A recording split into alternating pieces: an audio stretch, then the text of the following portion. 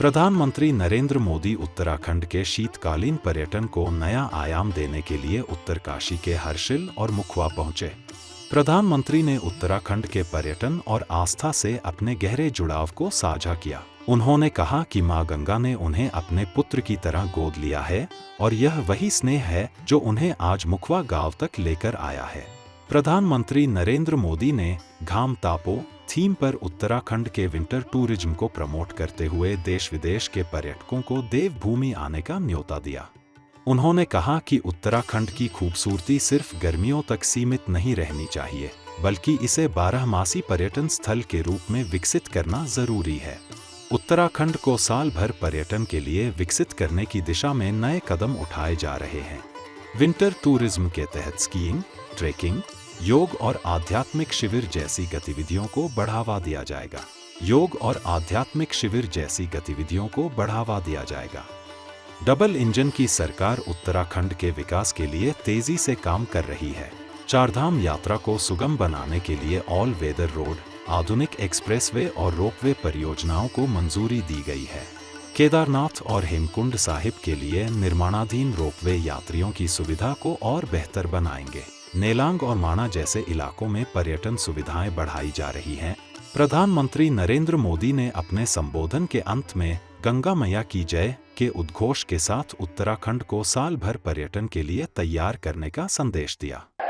गंगा मैया की, उत्तराखंड का म्यारा प्यारा भाई बहनों, आप सभी तय मेरी सेवा सौली नमस्कार।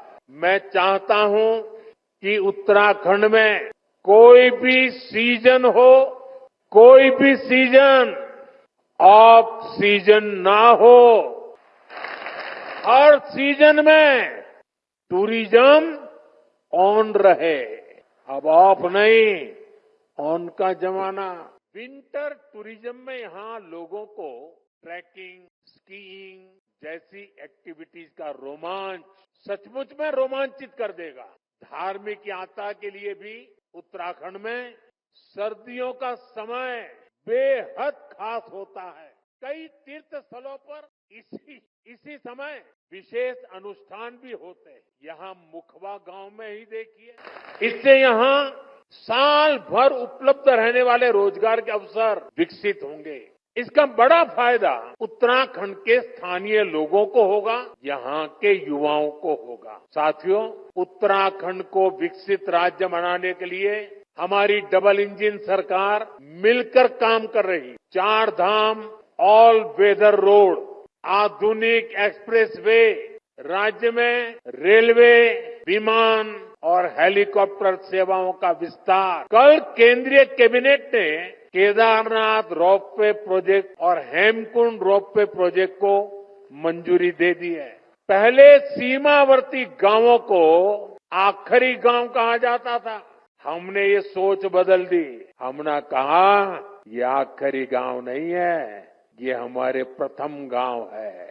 विंटर सीजन के लिए स्पेशल वाइल्ड लाइफ सफारी का आकर्षण उत्तराखंड की विशेष पहचान बन सकता है। यानी हमें 360 डिग्री अप्रोच आगे बढ़ना होगा, हर स्तर पर काम करना होगा। साथियों, गंगा मैया की, गंगा मैया की, गंगा मैया की बहुत बहुत धन्यवाद।